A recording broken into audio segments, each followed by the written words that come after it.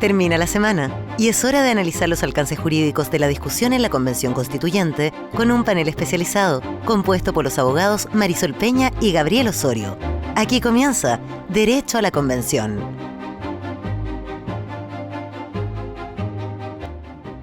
Bienvenidos a Derecho a la Convención, el espacio donde conversamos acerca de las distintas dimensiones de la Convención Constitucional con nuestros panelistas habituales. Marisol Peña, expresidenta del Tribunal Constitucional e investigadora del Centro de Justicia Constitucional, de la Universidad del Desarrollo. Marisol, bienvenida. Hola, Eduardo, muy buenas tardes, Gabriel. Y Gabriel Osorio, también especialista en Derecho Administrativo y Electoral de las Universidades Central y Andrés Bello. Gabriel, bienvenido. Buenas tardes, Eduardo, Marisol, ¿cómo están? Bueno, les recuerdo que este programa lo transmitimos todos los viernes en su primera emisión en la señal 2 en pauta.cl, pero también, si se lo pierde, también se escucha en las frecuencias radiales de Pauta en todo el país a las 10 de la mañana de todos los domingos. Y si también se lo pierde, bueno, también puede verlo en YouTube en el canal de Pauta TV, donde de hecho tenemos varios seguidores. Marisol, Gabriel, ya tuvimos elecciones presidenciales, el nuevo presidente es Gabriel Boric, y ustedes justamente la semana pasada conversaban con Cristian Rodríguez acerca de estos roles, ¿verdad?, de presidencia que entre otros elementos debe cumplir un presidente de la República. ¿Ustedes piensan que, dado que hay un claro sesgo a favor de Gabriel Boric por parte de la mesa directiva, puede terminar siendo esto un aspecto simbólico o hay algo significativo en que de hecho ya lo recibieron en la Convención Constitucional? Gabriel Osorio. A ver, en primer lugar, a mí me pareció muy bien que el presidente electo haya ido a la convención, pero aclarar también como su presidencia respecto de los acuerdos que tomase la convención, que va a tomar la convención. Él fue muy respetuoso respecto a la institucionalidad, me parece que su actitud va respecto de los cumplimientos de los deberes constitucionales que tiene el presidente de la República. Esto es, por un lado, otorgar todos los medios, ¿no es cierto?, ya sea de personal o medios financieros para que la convención funcione correctamente, pero al mismo tiempo respetando su institucionalidad y también su autonomía. En este sentido, no encontramos por parte del presidente electo, y al menos yo no la escuché, que dijese lo que él esperaba de la convención, sino más bien lo que él señaló es que lo que no esperaba que fuera una convención partisana o que fuese un apéndice ejecutivo, sino todo lo contrario, que él entendía el deber que tenía la convención de ponerse de acuerdo para poder parir una propuesta de texto constitucional. En ese sentido, a mí me pareció la intervención del presidente electo adecuada, acorde también a los tiempos que está viviendo el país, y creo que en ese sentido podríamos esperar una relación muy respetuosa entre la Convención Constitucional y el presidente. O muy cuidadoso con la elección de las palabras, efectivamente, Marisol Peña. ¿Qué opina usted? A mí me gustaría tomar la otra cara de la medalla, que es la de la mesa. A mí me tocó acompañar a uno de los gremios que le solicitan, como tantos otros, ¿verdad?, audiencias a la presidenta Elisa Loncón, y estuve ahí en la Convención Constitucional el día lunes a las 9 de la mañana, de 9 a 9:30.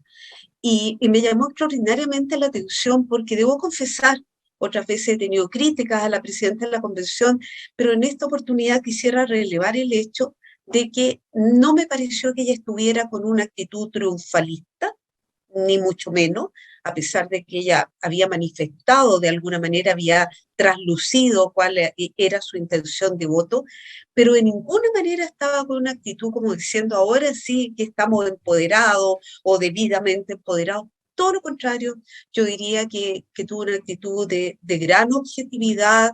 De hecho, le dio mucha importancia a los distintos sectores de la sociedad civil que estaban concurriendo a aportar a la convención. Y dicho eso, entonces, claro, al día siguiente, el día martes, uno ve a la presidenta Loncón que le da un abrazo muy apretado a Gabriel Boric, y probablemente nos habría pasado a cualquiera de nosotros si hubiera sido nuestro candidato, o bien con el otro candidato, si hubiera sido la situación al revés. Ahí hay algo muy humano, pero sin duda yo coincido con Gabriel que el presidente electo marca ahí un punto muy tranquilizador. tenemos que dejar, y lo había dicho ya, ojo, en su discurso a la nación, el mismo domingo en la noche había dicho, hay que dejar que el proceso constituyente fluya. Pero ahora lo ratifica cuando va a la convención y dice hay que respetar lo que haga la convención constitucional. Yo no pretendo pautearla, uso una expresión muy chilena que todos entendemos, no pretendo pautearla y pienso que esa es la actitud ideal. Eso es lo que se espera. Entre otras cosas, y con esto termino, porque uno de los temas que están en discusión en la Convención Constitucional tiene que ver con la duración de su propio periodo, según lo que ha trascendido, si va a durar 4 años, si menos, si más, dependiendo de lo que se decida. Y en segundo lugar, con la configuración misma del régimen político que va a tener que ver con sus atribuciones, con la relación que tenga con el Congreso Nacional. Luego, me parece que esta actitud de respeto, de sana separación, es justamente una buena señal, una buena noticia para el país. Ahora, de todas maneras, uno puede quedarse con la siguiente duda que tiene que ver con que si esto es una relación institucional entre la presidencia de la República entrante y la Convención Constitucional, ¿por qué no se hace una invitación parecida o un encuentro similar con el actual presidente de la República? No solo, ¿verdad?, no ha existido, sino que además han sido invitados dos expresidentes, han sido invitados tres expresidentes, dos de ellos ya han expuesto, ¿verdad?, acerca de lo que les parece como debería ser una nueva constitución, pero no el actual jefe de Estado, Marisol. A ver, yo creo que si eso no ha ocurrido hasta ahora es por situaciones muy concretas. No nos olvidemos que hasta hace poco tiempo pendía una acusación constitucional contra el presidente de la República, que en definitiva terminó siendo rechazada en el Senado, pero además existía a su respecto una acción que se había deducido ante la Corte Penal Internacional por la Comisión de Supuestos Crímenes de Lesa Humanidad con ocasión de los hechos ocurridos post-estallido social de octubre del 2019. Por lo tanto, creo yo, habría sido de alguna manera contraproducente instalar una suerte de exo, o sea, tú producir un cortocircuito gratuito hasta hace muy poco tiempo. No nos olvidemos que la Corte Penal declaró inadmisible esta última acción hace no más de unas 2 semanas atrás. De forma tal que a mí me parece que esto no está descartado. Y yo diría que por el contrario, sería muy bueno que se produjese, pero probablemente para no hacer diferencias arbitrarias, están esperando que el presidente de la República actual esté en calidad de expresidente de la República. Porque en rigor se habría cumplido la tónica de que ni Gabriel Boric habría concurrido como presidente en ejercicio, ni Sebastián Piñera tampoco. En cambio, Sebastián Piñera sí podría ir en el grupo de los expresidentes de la República. Me parecería muy interesante que así se considerara. ¿Coincide usted, Gabriel Osorio, que una invitación a Sebastián Piñera en tanto expresidente después del 11 de marzo sería apropiada? Eso es una consideración de mérito, Eduardo, y eso va a estar fundamentalmente entregado a los miembros de la convención, al menos a mí. Yo creo que el principio de igualdad en cuanto a la invitación a los expresidentes debiese considerársele como tal. Sin embargo, Eduardo, quisiera hacer una aclaración. El Poder Ejecutivo sí fue invitado a la convención y concurrió. Concurrió a través del ministro Osa, del mismo modo que ha concurrido la Corte Suprema, y ha concurrido también el presidente de la Cámara de Diputados y la presidenta del Senado a exponer a la convención. Tal vez, y también otras autoridades. Entonces, no es que no se haya invitado a Sebastián Piñera como presidente de la República, sino que su representante, ¿no es cierto?, de la manera que normalmente, así como el presidente no concurre directamente al Congreso Nacional, sino son sus ministros, ¿no es cierto?, sus secretarios, quienes van en su nombre a discutir en el proceso de formación de la ley. También en este caso, Eduardo, hay que ser presente que el ministro Osa, como ministro secretario general de la presidencia, concurrió a la convención para hacer valer sus puntos. Muy bien. Bien, vamos al siguiente tema que tiene que ver con algo presidencial, pero más reducido. Vamos a hablar de quien dirija la Convención Constitucional. Hay hasta ahora 3 nombres que están al menos visibles, quienes podrían eventualmente optar por quienes los apoyen, que son Parisa Politzer, estamos hablando también de Cristina Dorador y de Bárbara Sepúlveda. 3 mujeres, las 3 de centro izquierda o derechamente de izquierda, están planteando, ¿verdad?, dirigir este órgano. Bueno, yo quisiera saber más allá de los nombres, ¿verdad? ¿Cuánto influye la presidencia de la convención, Marisol Peña, para esta nueva etapa? Yo diría que hay varias cosas que se pueden considerar y también por las conversaciones que uno tiene con los convencionales constituyentes, con alguno de ellos uno podría extraer ciertos criterios. En primer lugar, a mí me consta que uno de los criterios que se está considerando es que el próximo presidente o presidenta de la Convención Constitucional sea una persona con importantes dosis comunicativas, porque estamos ya a puertas del periodo realmente de redacción de las normas constitucionales. Por más que hoy día se ha ampliado el plazo para presentar iniciativas populares de norma, pero sabemos que ya hay circulando borradores, en fin, que varios convencionales han presentado propuestas, de forma que un criterio que yo tengo claro y que me parece sano que exista es que sea una persona que tenga importantes dotes comunicativas. En segundo lugar, y aquí voy a dar mi opinión personal, que siempre estamos rayando un poco, tratando de mantenernos en lo jurídico, pero a veces nos cuesta un poco, yo creo que tanto a Gabriel como a mí, mantenernos en ese plano, pero a mí, si me preguntaran solamente mi calidad de abogada constitucionalista, a mí me gustaría que para el trabajo que resta de la Convención, que es el trabajo más sustantivo, más de fondo, fuera una persona de centro. Es decir, una persona no de izquierda extrema, pero tampoco una persona de derecha extrema, que fuera una persona que de alguna manera jugara, y aquí yo creo que está el segundo gran rol fuera de la imagen hacia el exterior, digo, de la Convención Constitucional. El segundo gran rol del presidente es favorecer los acuerdos. Y esto no es propio, quiero decirlo con toda sinceridad ante los auditores, no es propio solo del presidente o presidenta de la Convención Constitucional, le ocurre al presidente de todo órgano del Estado, que su gran misión no es dividir, no es polarizar, por el contrario, es favorecer los acuerdos. Si existe una regla de 2/3, ojalá esa regla se cumpla, que no tengamos que estar yendo a la situación excepcional de una segunda deliberación y eventualmente al plebiscito dirimente, que no está claro, pese a que está en el cronograma que se pueda realizar. Entonces, en resumen, Eduardo, yo creo que hay que buscar una persona que tenga habilidades comunicativas importantes, que sea capaz de ser la cara de la convención y con objetividad, lo que yo creo que a veces no siempre ha logrado la presidenta actual. Y en segundo lugar, que sea una persona capaz de invitar, concitar la adopción de acuerdos en torno a la regla de los 2/3. Mire, me olvidé de mencionar otro nombre, Ricardo Montero del Colectivo Socialista, que también ha estado, ¿verdad?, siendo mencionado, y quizá vengan otros. Gabriel Osorio, ¿qué opina usted? A ver, la figura de la presidencia de la Convención Constitucional es tremendamente importante en esta etapa, no solo porque tiene que moderar, no solo porque tiene que buscar los acuerdos, como dice Marisol, pero sino fundamentalmente porque dirige el debate, y los debates terminan siempre con una votación. Uh-huh.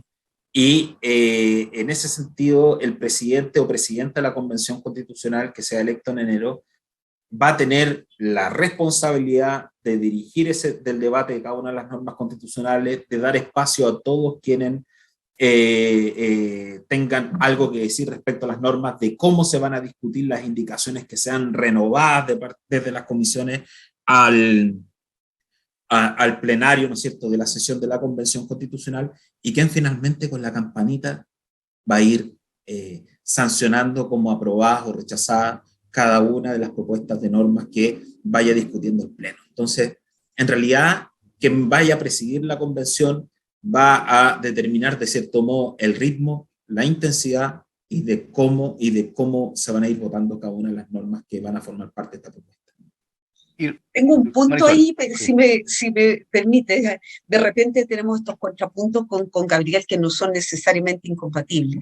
Yo creo que desde el punto de vista de la ciudadanía, para quienes han seguido los debates televisivos de los reglamentos, por ejemplo, hoy día podemos decir que eso no fue necesariamente así, como Gabriel lo señala, porque el que llevaba la batuta, el que llevaba realmente la campanita, el que cortaba y le decía terminó su tiempo, señor, era este famoso colega nuestro, John Smoke, al cual hay que levantarle verdaderamente una estatua, y eso es así, y creo que se dio lógicamente porque la presidenta, hasta ahora titular de la convención, no tenía este manejo de prácticas parlamentarias y sí las aportaba John Smoke. Entonces, depende, digo yo, de qué tipo de persona se elija, porque si alguien tiene algún tipo de background de ese tipo, se va a poder cumplir esa suerte de deber ser que plantea Gabriel Osorio. Pero de lo contrario, si es una persona parecida al perfil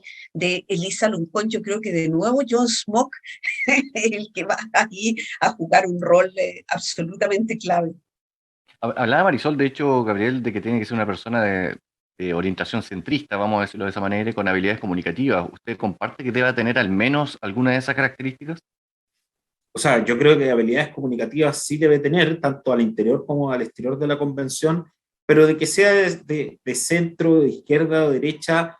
Yo he conocido personas de izquierda que han llevado, por ejemplo, la presidencia del Senado con aplausos por parte de la derecha y viceversa. Entonces, para mí es bien, como se dice en derecho a veces, inoponible del sector político de quien lleve la batuta de la convención. Lo importante es que satisfaga este deber ser que hablaba Marisol. Oye, a ver, por curiosidad, ¿a quién se refiere usted que ha terminado con aplauso? Camilo Escalona, por un lado, Isabel Allende. o Isabel Allende, y Sergio Romero también, y ¿quién más? Había otro también de derecha que también fue muy congratulado durante su Bueno, presidencia en el Senado. esos Pero no nombres recuerdo el llevados al nombre. mundo de hoy parecen todos más bien tirados hacia el, hacia el centro. Sí, es como hablar de la guerra civil de 1891, pero Es verdad, es verdad. Es un Oye, mundo muy allá, muy lejano.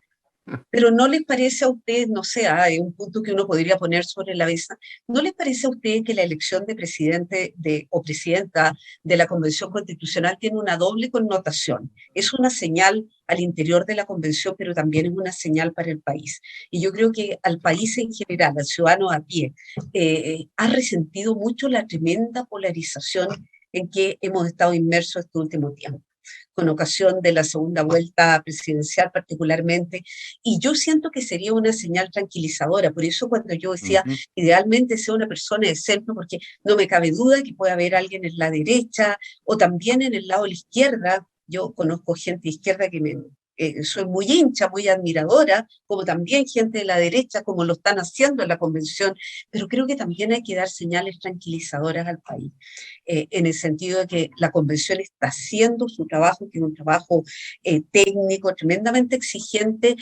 con garantías de que esto va a tratar de ser lo más objetivo, lo más parejo. No nos olvidemos, por último, que hay gente que está ya lesionada porque en los sorteos no ha quedado incluida para ir a exponer en la convención. Entonces, toda señal que pueda darse desde la convención, creo yo, hacia el ciudadano a pie, a mí me parece importante de tenerla en cuenta. En algún momento, ¿verdad? Hay un conjunto de la población que personifica a la convención en quien esté presidiéndola. Eso también puede ser efectivamente un punto muy relevante para el plebiscito de salida, entre otras materias. Oigan, vamos al tercer punto que queríamos tocar hoy día y se vincula con una columna que publicó este miércoles en el Mercurio Hernán Corral, el abogado, donde él plantea que una de las propuestas de un grupo de convencionales encabezados por Agustín Esquella, de un nuevo artículo 8, dice él que podría eventualmente cambiar la manera en que se habla del rol de la iglesia o del rol de las religiones en, en, eh, en Chile. Y en particular, porque en la propuesta de artículo 8 de esos convencionales se dice lo siguiente: Chile es un Estado laico, carece de religión oficial y asegura la libertad de creencias y de religiones e iglesias sin discriminar entre ellas.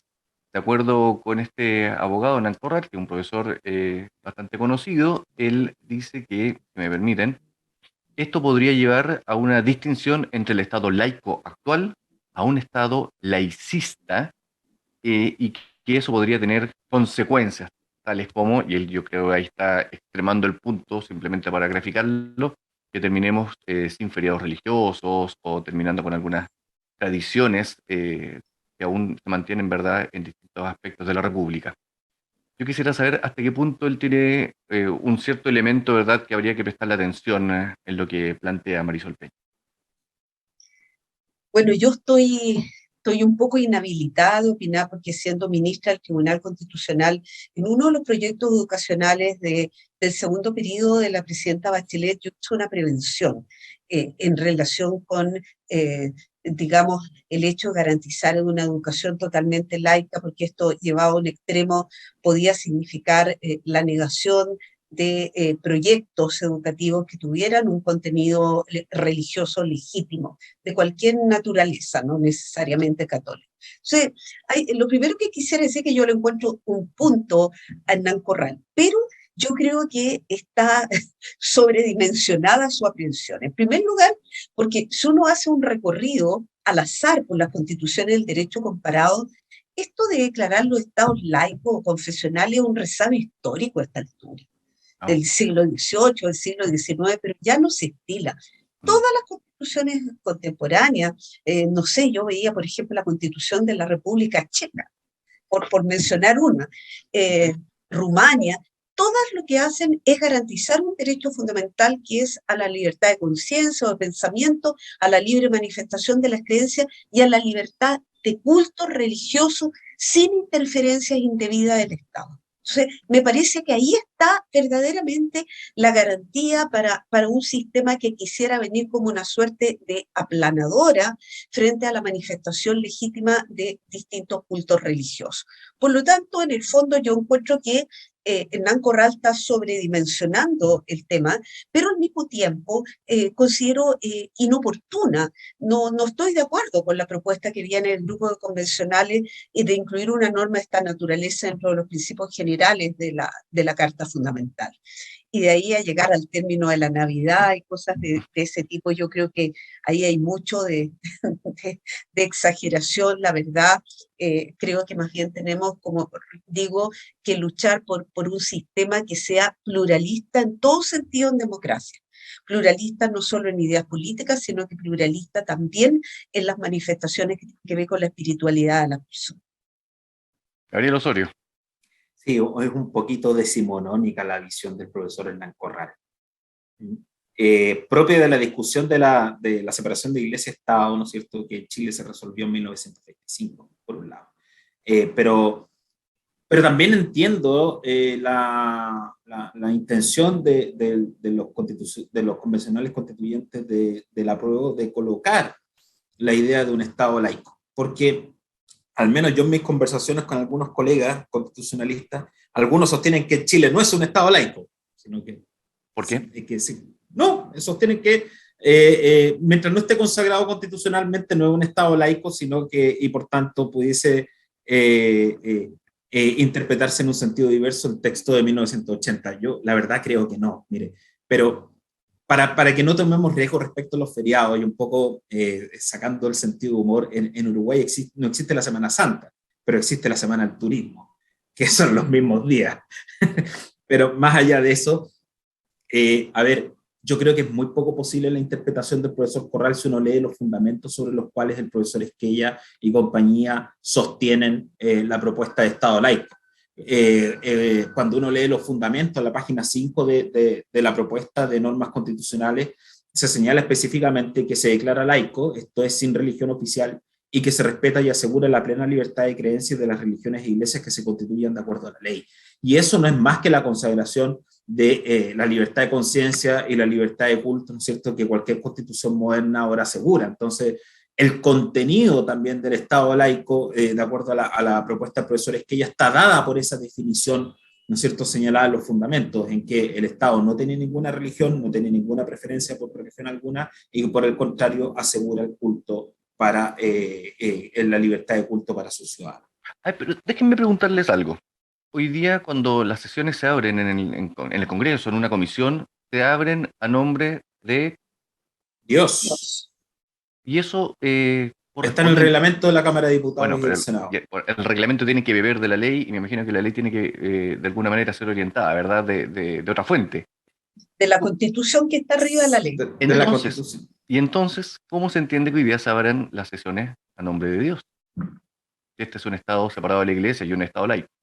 Marisol o Gabriel, vean. Marisol. La verdad es que a mí me parece un resabio.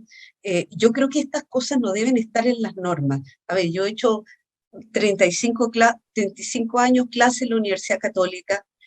Cuando yo entré a la universidad, en las salas de clase, antes de comenzar la clase, se rezaba. Ahora, lo que hacemos quienes somos católicos, una vez al semestre, lo que yo hago antes de comenzar el examen, les digo, los que quieran acompañarme, los demás permanezcan en silencio respetuoso, vamos a encomendar el examen al Señor o a la Santísima Virgen para que ustedes den todo su fruto y para que la profesora sea justa. Pero eso no tiene que estar en una norma, creo yo. Me parece que basta con que se garantice el libre ejercicio de los cultos, y esto en este caso se puede trasladar al plano educativo. En consecuencia, a mí me parece que esa norma del reglamento de la Cámara de Diputados está destinada a desaparecer. Ahora, que desaparezca no significa, ojo, porque no quiero que se me malentienda, que no haya un acuerdo interno, a lo mejor en una comisión de la Cámara, donde haya mayoría de gente que tenga una confesión cristiana, ni siquiera católica, que sean ortodoxos, que sean evangélicos y que lleguen a un acuerdo interno, ¿verdad? Oye, ¿les parece que abramos las sesiones en nombre de nuestro Señor? Pero, repito, no tiene que estar en una norma, basta un principio constitucional de libertad. Se podría entender así, que haya acuerdos para que se abran las sesiones. A ver, no quiero analizar esto en absoluto, yo creo que hay un tema de fondo muy importante detrás, ¿ok? Pero esto se podría entonces también plantear para abrir sesiones u otro tipo a ver, aspectos reglamentarios o republicanos de otras creencias también, si fuese así, ¿cierto? O sea, de alguna religión, de alguna etnia, de alguna creencia, en otro idioma, ¿por qué no? Gabriel Osorio. A ver, dos cosas. El reglamento de la Cámara de Diputados y el reglamento del Senado son preconstitucionales. Son anteriores a la Constitución de 1980 y traen muchos usos y costumbres de muy antiguos. Y entre ellas, en nombre de Dios y la patria se abre la sesión, o los juramentos cuando se hacía para los testigos en el Código de Procedimiento Civil hasta hace muy poco, entre otras cosas, ¿ya? Pero eso no dice relación con la separación de Iglesia-Estado de 1925 en adelante. Ahora, la verdad, Eduardo, y aquí me sale mi corazoncito ultra laico, en realidad un Estado laico implica respetar todas las creencias, y para eso es mejor que el Estado no tenga ninguna predilección, o aun cuando hay un acuerdo entre todos, porque finalmente, por ejemplo, si hubiese un acuerdo en la Cámara de Diputados, son todos católicos, todos quieren abrir en nombre de Dios y la patria, ellos son representantes del pueblo, y representantes del pueblo hay más que católicos, hay evangélicos, hay agnósticos, etc. A mí, la verdad, siempre me ha llamado profundamente la atención, y esto como anécdota, en México, porque esto fue un asunto durísimo durante la Revolución Mexicana, las guerras cristeras, ¿no es cierto? Y cuando uno oye al presidente de la República jurar, ¿qué dice? Protesto. No es ni prometo ni juramento, sino protesto, y con la mano extendida, ¿no es cierto?, respetar la Constitución de los Estados Unidos mexicanos y hacer respetar, de verdad, porque había una separación total y absoluta, e incluso se habían cortado relaciones con el Vaticano, ¿no es cierto?, que recién la restableció Carlos Salinas de Gortari a principios de los 90. Ahí hay una manifestación también de una laicidad del Estado, por un lado, y evidentemente en el marco de una sociedad mexicana que es profundamente también religiosa, ¿no es cierto? Entonces, a mí me gusta el sentido francés. El Estado no tiene religión, no tiene manifestaciones religiosas en su interior. Usted, al interior de su hogar, o por ejemplo en su proyecto educacional, puede tener una orientación religiosa sin ninguna clase de problema, pero en asuntos públicos mejor no tener manifestaciones religiosas. No tiene pesebres en la moneda tampoco. Que es lo que dice Hernán Corral, pero que me parece lo menos grave, porque la Navidad no. Con la Navidad nadie se puede meter. Eso dice un comentarista de Hernán Corral, le estaba contando yo a Eduardo Olivares antes que tú ingresaras, dice que en realidad esto está sobre cualquier religión, ya está tan internalizado como una práctica prácticamente del mundo, ¿verdad? O sea, de hecho, la Navidad es precristiana, es una manifestación así lo dice justamente ¿cómo se llama? Del solsticio de invierno. Así es. Así mismo es. Oiga, como anécdota, en los billetes de Estados Unidos hay una leyenda, dice, "In God we trust", en Dios confiamos. Y es también, este es un estado laico, ¿okay? El de Estados Unidos. Bueno, es interesante porque al final, claro, efectivamente, la Constitución no puede determinar todo y hay tradiciones que obviamente la sobrepasan, me imagino yo. Marisol Peña, Gabriel Osorio, nuestros panelistas habituales en Derecho a la Convención nos han acompañado en estas vísperas navideñas y a ellos les deseamos una muy feliz fiesta de Navidad. Igualmente a todos Felices ustedes. fiestas.